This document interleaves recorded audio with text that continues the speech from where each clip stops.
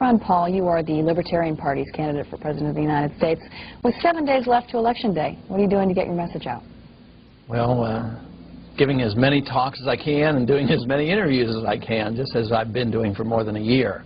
And one thing I've noticed is we are getting more coverage and the rallies are bigger, so we felt pretty pleased with the way things are going. So I said all I need is 6 more months and we'd be right in there.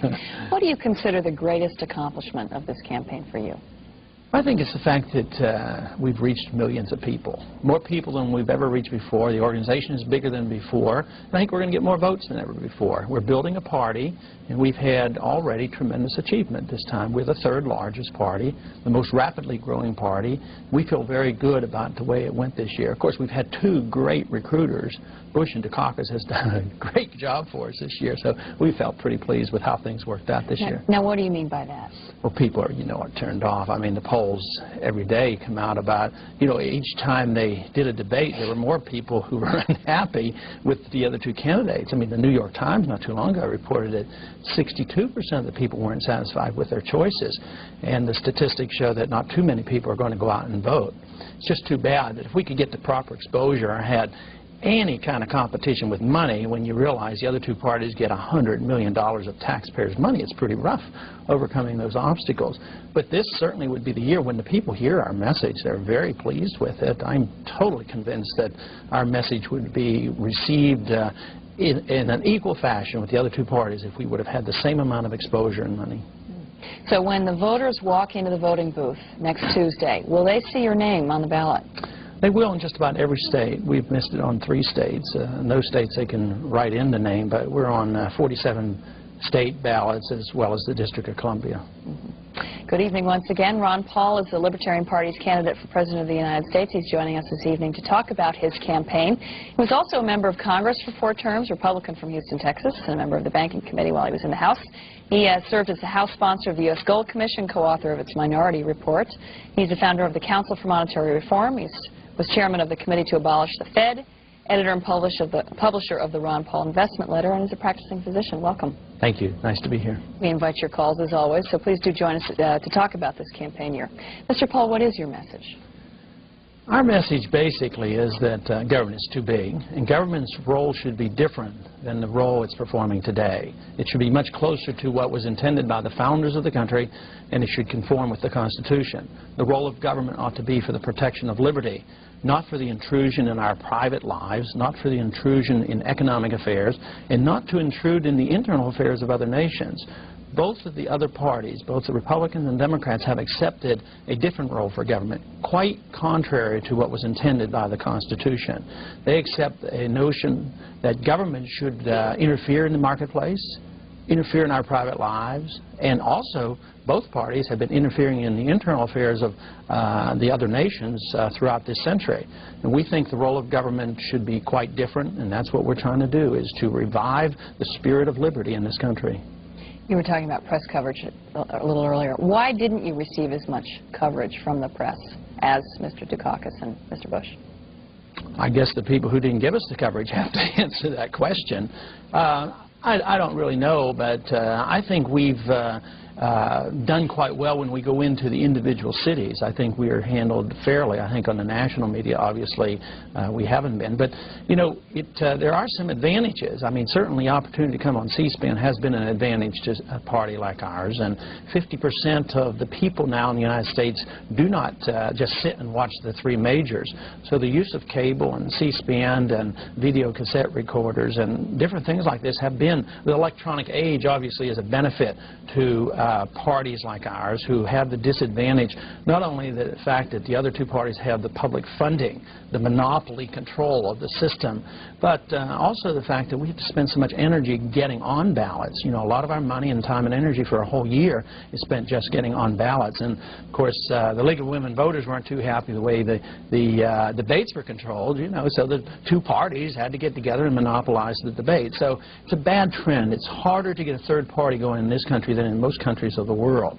But in spite of those obstacles and the difficulties, I think we've done real well, and I think we've reached a lot of people, and the message is a very, very powerful message, and the people are looking for something. So with those conditions, although not perfect, we still feel like we've reached a lot of people.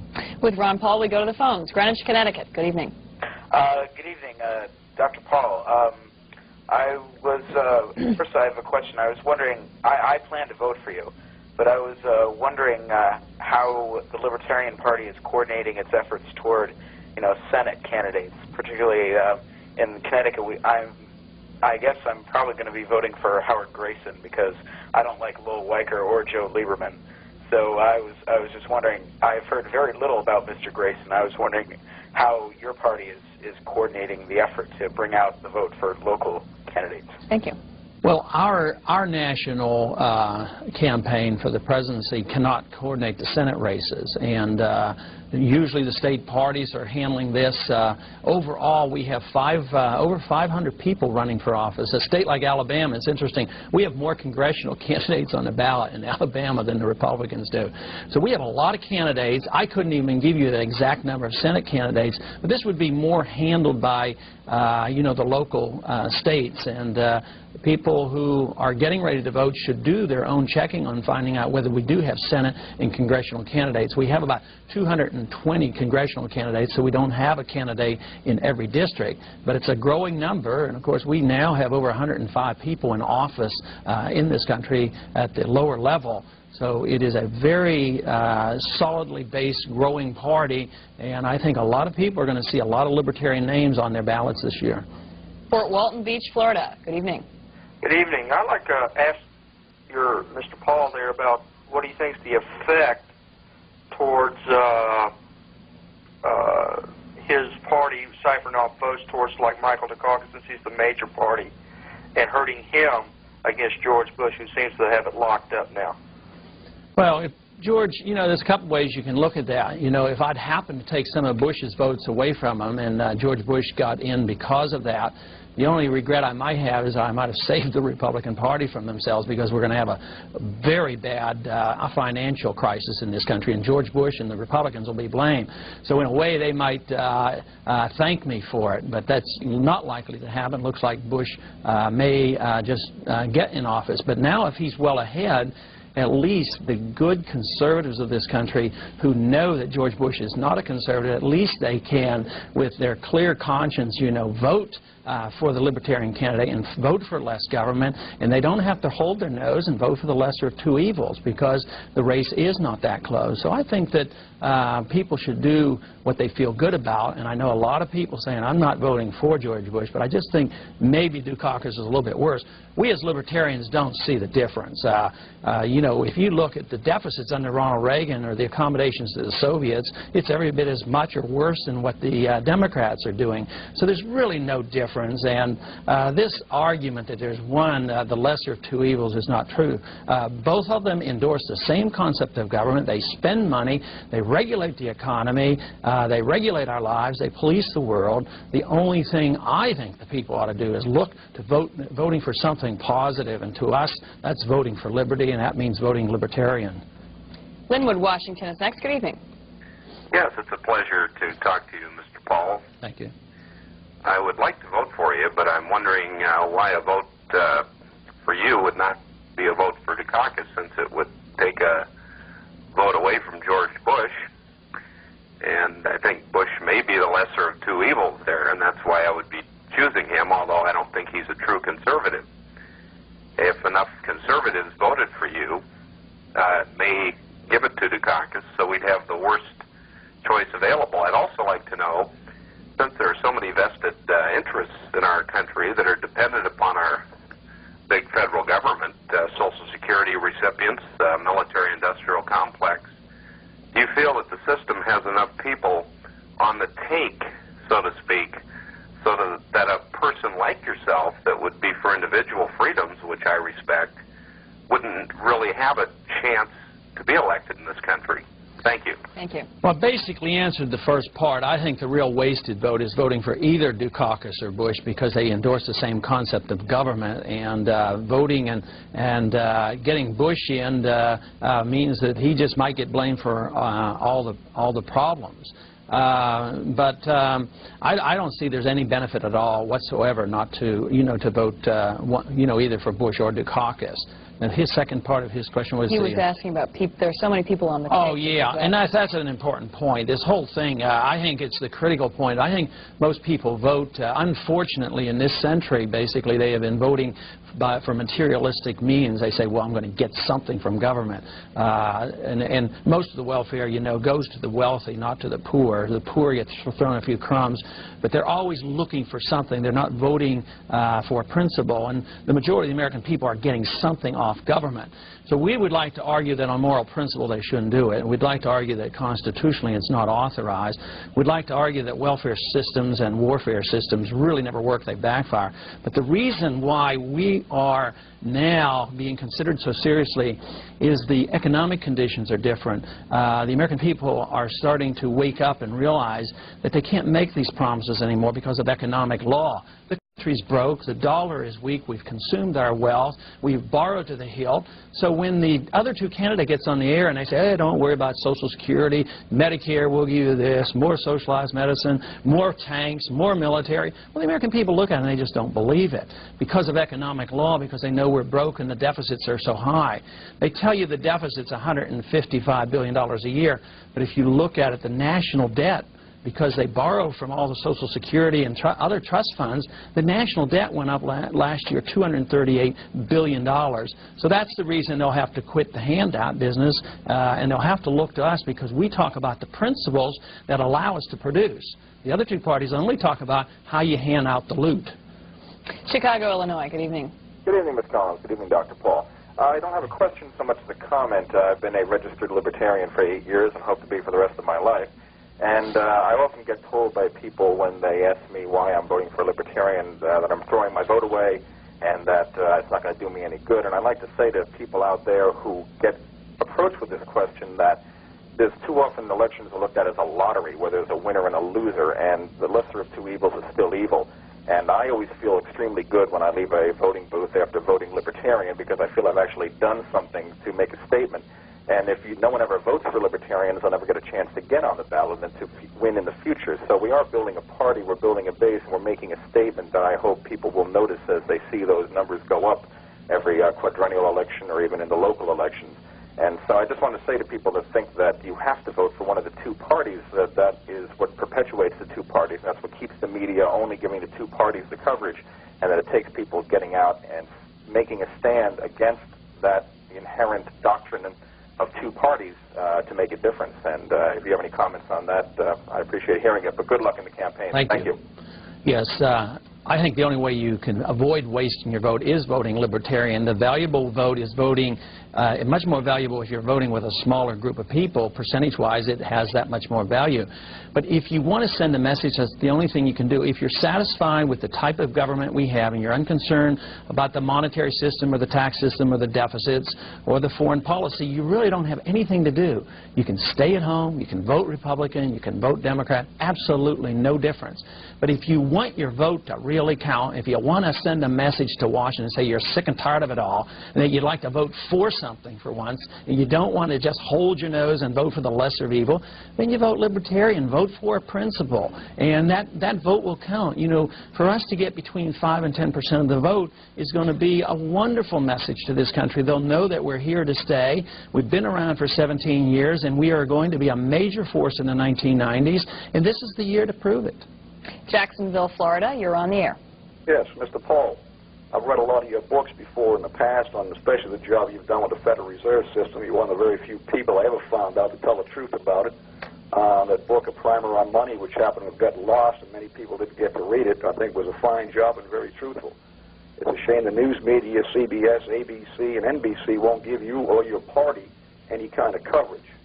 But I'm thinking seriously of voting for either you or George Bush, and I'm glad C-SPAN at least let you on.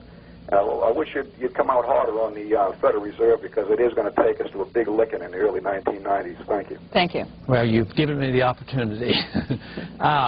We campaign pretty hard against the Federal Reserve because money is one half of every transaction. Therefore, anybody who can manipulate money can manipulate the entire economy.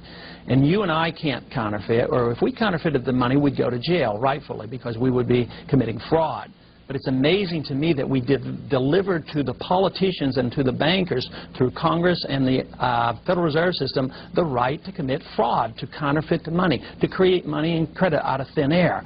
But it was necessary for this to happen to perpetuate big government. Conservatives like big government for one reason, and liberals like big governments for another reason. So they get together and they always collude and they raise both. That's why the deficits are uncontrolled. Then they take these deficits, they deliver them to the Fed creates the credit, the interest rates go up, the inflation rate goes up, and who suffers? The poor people, the middle class, fixed income people, not the people who receive the money first, not the politicians who get reelected. The Federal Reserve is a system of money that should go. We do not need it. We shouldn't have it. It's not authorized by the Constitution. The first attempt at a central bank was stopped by Thomas Jefferson. The second attempt to have central banking was stopped by Andrew Jackson. And I guess it's going to take a libertarian president to stop the next or the last central bank, and that is the Federal Reserve System. Seattle, you're on with Ron Paul. Yes, I'd like to know how, Mr. Paul, if you were elected, you would deal with the Democratic and Republican Congress who would vote against all of your projects, especially projects that would consider cutting welfare, the FBI or the CIA, and bringing our troops back home. Well, I think that's a good question, and obviously when we have a libertarian president, we're going to have a much more libertarian sentiment in the country and libertarian ideas in the Congress. But even today, under today's circumstances, it's best to have a libertarian president and a libertarian approach to the problems that we face. Because instead of being opposed to everybody in Congress, you can go as a libertarian president and work with everybody in the Congress. Today, if you have a conservative president who decides, like Ronald Reagan, to spend a couple $1 trillion during an 8-year period building up the military for who knows what reason, other than building up the military-industrial complex, yes, how does he get that? Well, he has to continue the welfare spending. So they get together and make an agreement, and the liberals and the conservatives agree, and they raise both. The libertarian goes to the conservative and say, look, do you think there's too much waste in the welfare system? And they say, yes, they would support my vetoes there. And what about the liberal? They would say there's too much waste and fraud and too much of corruption in the Pentagon. So they would support me there. So it's that is the only approach that is a sensible approach, even in today's circumstances, to bring some sanity back to the government. I mean, this idea that we can spend $238 billion a year we don't have is going to come to a screeching halt. That's what the stock market crash was all about. So it's very necessary that we approach these solutions from a libertarian perspective. We go next to Grand Rapids, Michigan. Please go ahead. Yes, thank you. I have two comments that are actually questions because I would like your opinion of the comment. One, it seems to me that we do need to ultimately end up with two people running in a federal election.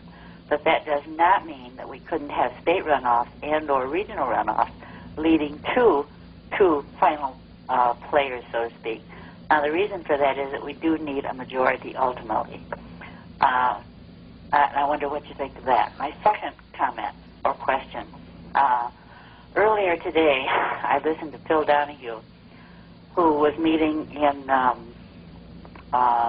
city in Ohio, the Fernald city, where the energy facility is. And John Glenn and the governor of Ohio were also with him at that meeting. Now, it came up that a citizen group is suing, apparently, the federal government for hiring Westinghouse to put that facility in, or else the citizen group is suing Westinghouse because the citizens cannot sue the federal government. Now, the federal government is, in fact, me and you and the citizens. And apparently Westinghouse was hired, of course, as a contractual agent and has made a profit during the duration of this energy facility as it was being built. Now, why could not that, say the nuclear energy, and possibly some other companies in the country be owned by the citizens. I don't mean socialism, and yet that speaks a bit like socialism. But nuclear power, which runs our defense system, if the profit motive is out of that, then I think we have a different ballgame. If you take heat, people that need heat, if the profit motive is out of that and the citizen becomes the stockholder rather than a profit person or stockholding group, then the whole legal picture is a little bit different. And I would like your comment on each of those. Thank you. Thank you. Well, I'm not sure I understand entirely that problem there in Ohio, but certainly I don't think that we should have collective ownership. I don't like the government involved. Nuclear energy is a good example of how government can really mess something up. First, you have the conservative approach that says the government should do all the R&D, provide the insurance, regulate the fees and the charges, and then dispose of the waste. And that's a subsidy, and that's artificial, and therefore you artificially promote nuclear energy. And then the liberals come along and say, oh, this is horrible, we have to stop it, and they put all the roadblocks in it, and they bring it to a crashing halt. And therefore, we spend tens of billions of dollars on nuclear energy, and we still don't know whether it's safe and efficient. And we don't want the government involved in those things. We want it done by private ownership. So, and we like profit motives. Profits help tell us whether these things are feasible or not. If nuclear power is dangerous, there won't be any insurance and they won't be able to function. So this would sort things out much more so than political lobbying. We don't want the Jane Fondas of the world or some big business who's going to make a lot of money because of special subsidies. We don't want them controlling the law. We want the marketplace to control it. The profit motive would help sort this out. Now, in the other area, you said that you would just assume that we should have only two choices. Well, what is sacred about that? That is how we've been conditioned, I guess, for 50 or 60 years or longer, that we should always have two choices. There's nothing wrong with three choices, so I'd like to see two choices. I don't think you have two choices. I think you only have one choice. You have the choice between two statists, between two people who believe in the use of government force to bring about all these changes in the economy and the regulation of our lives and policing the world. And so two would be fine with me under today's circumstances, but there should be nothing sacred about two choices. Other countries function with 2 and 3 and 4 different parties, and we happen to think that should be part of the American tradition. Certainly the founders of this country didn't indicate that there should be two parties. Matter of fact, they were very leery of political parties, let alone legislating through taxes in order to finance a sacred two-party system. Very, very dangerous. Tampa, Florida is next. Good evening. Okay. Yes, first of all, let me tell you, Dr. Paul, that I had the pleasure of voting for you in your very first congressional election when I lived in Texas. Thank you. I do have to admit, however, at this time, I am planning not to vote for either of the major party candidates. I'm going to write in the name of Colonel Charles E. Sheldon, who is still listed as a prisoner of war in Southeast Asia. I'm a Vietnam veteran, and many of us veterans are highly upset because neither the Republicans nor the Democrats will make an issue of the fact that there still are alive Americans in Southeast Asia.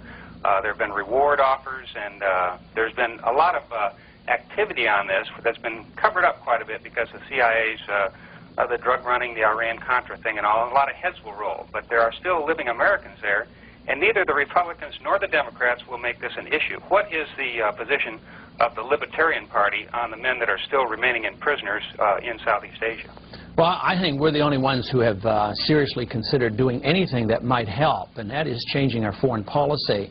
It's the foolishness of the interventionist foreign policy that creates the unbelievable situation that occurred in Vietnam. The hostages, which is an utter tragedy in the Mideast, get a lot more attention than those individuals who may be held hostage in Southeast Asia. The only way these problems can be solved is that we address foreign policy so that we can prevent it.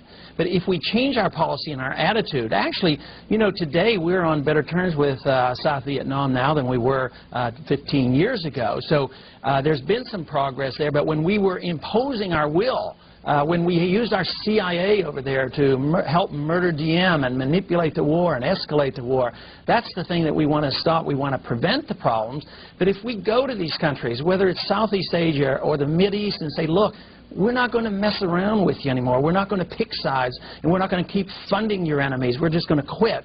Then I think you have a much better chance of getting the real truth out about the hostages and the missing in action. Seattle's next. Please go ahead. Hi, what are your future political ambitions, Congressman Paul? Are you going to run again as a congressman or again as a president in 1992? Well, I have to wait till November 8th to find out what the results are, and then I have to make a decision. No, I haven't made any long-term decisions. I'm obviously very intense about these issues and about this philosophy and about the party. I will continue in political action, both in the Libertarian Party as well as in education along these lines. But as far as making the decision, this would be a bad time to ask me about running for something right now after almost 2 years of this. What do you sense young voters are looking for right now? Straight answers. That's all young people want, straight answers. And that's why, you know, I had one young man out of the University of Iowa. He had met all the candidates, you know, last winter. And he says, I met every single Republican, every single Democrat, and he joined our campaign. I said, well, why was that? He says, you're the first candidate that ever gave us a straight answer. That's what young people want. They'll argue and fuss and challenge you. They're great because they're more concerned about principle. But when they look at it, then they'll respond and to us, because we will give them straight answers and we can give them a concise philosophy and be consistent with it. Silver Spring, Maryland is next. Please go ahead. Yes, good evening, Dr. Paul. I have a couple questions on foreign policy. Over the last 8 years, we've had more young men come home in body bags since the Vietnam War. And I want to ask you, how is it that both political parties, the Democrats and Republicans, I guess, make it the assumption that it is our role to intervene in countries at our will? And also, could you talk a little bit about our relationship with our various puppet regimes around the world? If you look over the last 30 or 40 years, a lot of these regimes are very corrupt and they end up getting thrown out. We end up in a position worse than we had started out with. So if you could talk a little bit about our interventionist policies and our relationship with our puppet dictators around the world. Thank you. Well, I certainly think it's about the most foolish policy any government could ever follow, and it leads to the Korea Wars, the Vietnam Wars, Marines being killed in Beirut, sailors being killed in the Persian Gulf, us bombing for evening news, Libya, just to prove our macho image. I mean, that is just an outrage. And then, whose policy is it? It's Woodrow Wilson's foreign policy, basically. And both Republicans and Democrats have followed ever since then, which means that we are so pompous and arrogant and insecure that we have to impose our will. Take, for instance, the Philippines. The Philippines, last week, they raised our rent. They blackmailed us to the tune of $1.5 billion just to stay there. So what have we been doing? We have been pumping tens of billions of dollars into the Philippines, taking care of them, and then they put us through extortion in order for us to stay. But who got the benefit? Marcos. And Marcos was the friend of Republicans and Democrats for decades. But what are we doing now? We're suing Marcos to try to get a couple bucks back. Whether it's Marcos or Batista in Cuba or a puppet regime under Somoza in Nicaragua, or whether it's the Shah, it leads to trouble. We shouldn't do it because it's morally wrong. We shouldn't do it because it's not authorized in our Constitution to meddle.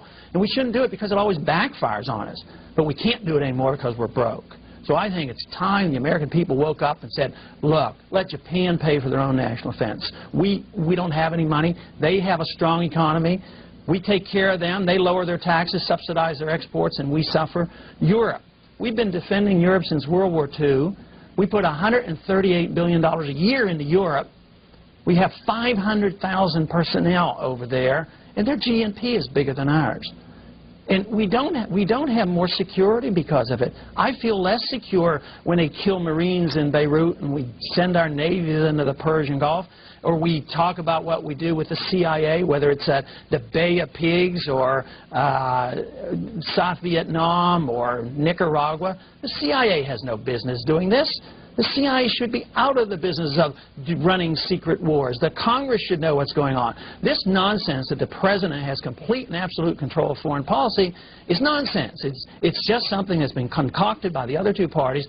Read the Constitution carefully and we'll find out that Congress has the most to say. They have the right to declare war and raise the army and spend the money. The President can sign treaties and that's about it. And he's a commander-in-chief. But he does not have the right to wage war. A libertarian government would certainly be different than the type of government we've had for the last 70 years. There certainly would be less war. Jackson, Mississippi, you're on the air. Good evening, Dr. Powell. Yes, you have him. Go ahead, Good evening. I want a two-part question. First of all, the history of third parties in the United States has been that they are usually absorbed one of the two major parties. And I wonder what do you think is a possibility that at some time in the future possibly the Libertarians may, say, be absorbed by the Republicans? And also then secondly, you were a Republican up until last year, and I'm wondering exactly why you decided it was time to leave the Republican Party, and if maybe you don't think you should have hung in there a little bit longer and maybe tried to get your views across and change the Republican Party. I've had no second thoughts. I feel very comfortable with my decision of leaving. I maybe should have left a little sooner. That's about all. Because I did. I worked hard when no other elected official in Texas would stand up for Ronald Reagan. I did, because he gave pretty good speeches, talked about getting government off our backs, even quoted libertarian economists like Mises. So I was encouraged that something would be done. But it was only... I quit after 6 years of Reagan. I could have quit 6 days after him, because very early in the administration I knew it was going to continue. The spending continued. He ran on the program of getting rid of the Department of Education, Department of Energy. And what did he do? He created 2 new departments. I mean, nothing ever changes. Some of the worst growth of government occurs under Republicans. So I don't think there's any doubt in my mind that it had to be done outside another party, outside the other two parties and within the Libertarian Party. We have to have somebody who believes in something. We have to have a party of principle that believes in the principles of the Constitution. So I made my move and made my decision and said that no longer would the Republicans ever be believable. You know, if Ronald Reagan gave those wonderful speeches and he swayed me and nothing happened except it got worse, whoever in the world believes George Bush, who never even pretended to be a conservative, where in the world, whoever believes he would do anything about cutting back on the budget? I mean, that's why the people are laughing at this whole thing. That's why half the people are staying home and half the people who are planning on voting are still uncertain about the candidates. I mean, because they're not believable. Now, the other question is a serious question on the third party. Because certainly Norman Thomas sent us a message. When he decided not to run the last time, they said, Mr. Thomas, why aren't you going to run? He says, well, the Republicans and the Democrats accepted 19 out of my 20 points in my program. So if the Republicans and Democrats accept 19 out of our 20 points, I don't think the Libertarians are going to lose a lot of sleep. But we don't operate that way. I don't happen to have a whole lot of confidence that we're going to libertarianize the Republican or the Democratic Party, and that we better have another party. This is, you know, it's not impossible. It's going to be difficult. But certainly in 1856, nobody dreamed that the Republicans would be a dominant party and win the White House. They were dealing with a very serious problem then, slavery. We're dealing with a very serious problem this time. Not only an economic crisis on our doorstep, but slavery again. The enslavement of those individuals who produce by those who do not produce. So it's a new form of modern slavery, and the issue is the same. I believe the American people will look to our party. I work with the assumption that the party will grow and build and be a dominant party. If that does not come about, and I cannot predict the future, but we do restore liberty to this country, I won't lose any sleep over it. Thousand Oaks, California. Good evening. Yeah, hi. Hi. I had a little complaint first before I get into my question here. I think C-SPAN's taking too many calls from the East, you know. I don't consider Florida and Maryland and all those other states, you know, as part of the West, and I think the West, we're getting sort of cheated here and getting into your show.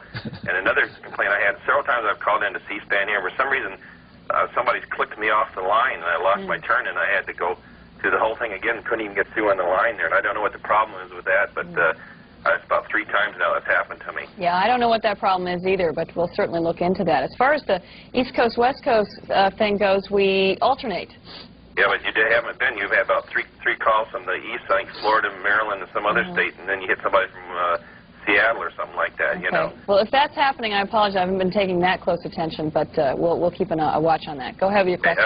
What I wanted to comment on was, like, he always, third-party candidates, I've voted third-party candidates several times, and they always say, well, you know, we get great coverage locally here, but they never get any coverage nationwide, you know, and it's just like, not necessarily so much the Libertarian Party this time because they didn't make all 50 ballots, but that black lady, Lalani, she made the ballot in all 50 states, and they, you know, she's getting a total news blackout on the national network, and you can't run a national campaign for president and not get coverage nationwide, otherwise you're not going to get any part of the vote, you know, and that's just like the Greenpeace party there in Germany, you know, that's a third party that came on, but it's basically a leftist, socialist type party there, and the news media just ate them all up, you know, give them all kinds of coverage there, and then they've won some elections there in Germany. If they did this, give the same kind of fair coverage to all the third parties in the United States, whether it's conservative or liberal, they would probably be some conservative third-party congressmen and some liberals and the minor party candidates, you know.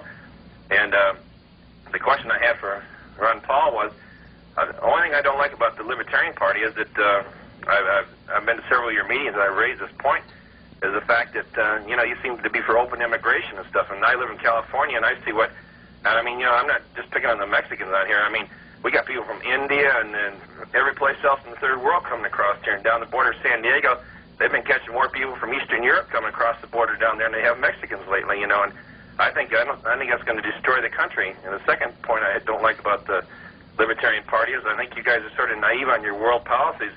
If you take all our forward bases away and bring all our military stuff back to the United States there, you know, you're going to let communism, you know, run loose in the world there, and we're not going to support any of the, you know, freedom movements in the third world countries. You know, I'd like to kind of, you know what your...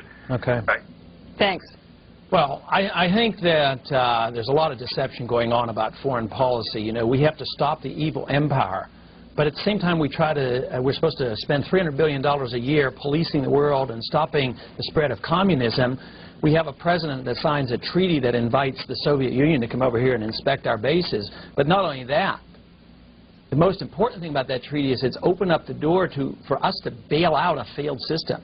Communism isn't working. They're turning toward capitalism. They can't feed themselves. They didn't win in Afghanistan, and Europe's about in revolt against the Soviet Union, and we're sending them money to bail them out. So you're not fighting communism. You're fighting the military-industrial complex. You're fighting subsidies to the communists. At the same time, they tell you got to go to Nicaragua and fight against the spread of communism. We have honored a commitment. All the presidents have honored a commitment made by Kennedy for us never to touch Castro. 90 miles off our shore, much closer than Ortega and much tougher. But if you organize in Florida for the overthrow of Castro, you're arrested. So there's a lot of fallacies going on and a lot of deceit, and we just don't think that you're getting the straight story. As far as immigration goes, there's a lot of immigration problems, but it's because this economy is a mess and people get fearful and frightened for unnecessary reasons. But one of the things you have to realize, as soon as you make something illegal, you raise the cost and increase the value of it. So if a Mexican citizen comes up here because he wants to help us, that is, pick the crops and do the things that literally raises our standard of living, where a lot of Americans won't do these jobs, does he go back home and help his family? No, he's scared because we have guns at the border, so he becomes an illegal alien. So literally the law backfires, and we have more illegal aliens. Rather than having workers coming up and freely going back and forth, most people are much more concerned about the movement of people back and forth on Mexico border than a Canadian border. We have tens of thousands of people going back and forth. In a free market economy, a healthy economy, we have a shortage of labor. People who come over and want to work, they help us. They enhance our standards of living. They take the funds back. It's a perfect foreign aid system. Certainly, it's horrible what we do today. We put guns on the border. We won't let them come in to pick the crops. Our prices go up. They don't help the families. Then they tax you, and they take your money, and they send it to the Mexican government, and it never helps the poor people in Mexico. Columbia, Missouri, good evening. Good evening. Mr. Paul, I wanted to ask basically two questions, but they both relate to drugs. One is, do you differentiate between drugs in the term do you see a difference between alcohol and marijuana and heroin? And the other is, do you favor action when and if you become influential in the presidential realm, decriminalization or government-regulated legalization? Thank you. We don't see any difference between the drugs, and we would decriminalize. The only difference that you could figure out between say the marijuana and some of the other drugs and alcohol and cigarettes is that alcohol and cigarettes are a lot more dangerous because they kill a lot more people. We're losing 450,000 people a year with alcohol and cigarettes, and you and I are being taxed to subsidize the tobacco industry. At the same time, then we spend money telling people not to smoke because they cause cancer. Most of our state governments are in the business of selling drugs, that is alcohol, that kill a lot of people. So we think the drug laws are really foolish. They backfire. They create the drug dealer. They create 50% of the crime. They encourage kids to be involved because they make such big bucks dealing in the drug trade. So we think it's a horrible system, but what we want to legalize is freedom of choice. We think that people ought to have a choice in the matter and make decisions for themselves. We can't protect individuals from themselves, but the laws would, even in a libertarian society, prevent these, prohibited the use of drugs by kids and children, because children aren't consenting adults. But the drug laws are devastating, and they've done more harm. They weren't written by the founders of the country. They were only written again same time we had the income tax, same time we had the Federal Reserve System, same time we changed our foreign policy, same time we lost our way in definition of what individual liberty was. In 1914 is when we started telling people they shouldn't smoke and drink. Prohibition of alcohol was a total failure. So we would decriminalize and we would treat the drugs in a similar manner, although we do recognize that the government regulated and subsidized drugs are a lot more dangerous. St. Louis, Missouri. Good evening. Yes, Dr. Paul. I think one thing most people today agree is that it takes less personal freedom, personal responsibility, to live life. Due to the advent of the regulatory agencies like the FDA, which tells us which is good and bad, and motor vehicle safety, which features on an automobile are good and bad, there are fewer options, and it's responsibility on our part. In the past, culture as a whole has acted as a bank of knowledge, gaining the experience of individuals and families and dispensing it back to us with common sense. And I think a lot of people would like to have something more like that today, but they fear that the world is more complex, more technological. There's too much information out there for that to be adequate. What would the Libertarian Party or government do to perform some of these assistances to society? All right, thank you. Thank you, sir. Well, that's a very good point. I think it's true. I think the world is more complex and more technological. Therefore, we need less big government, because big government is a blunderer.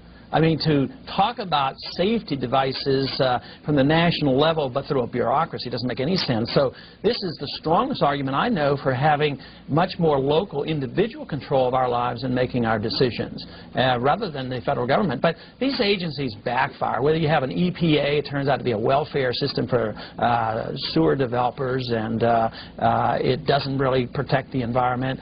Whether you have if you have the FDA, what does it do? It turns our people suffering from AIDS and cancer into smugglers because they can't get the drugs they want, and they go to Mexico, the free country of Mexico, to get drugs. I mean, that's how foolish these things are. They backfire. So it should be regulated through the marketplace, through local, through the rules against fraud, but not through a federal monster. Dr. Paul, that's all the time we have. Thank you very much for joining us. Ron Paul, running for president of the Libertarian Party's candidate. Thank you. Thank you. Thank you for your calls, and have a good evening.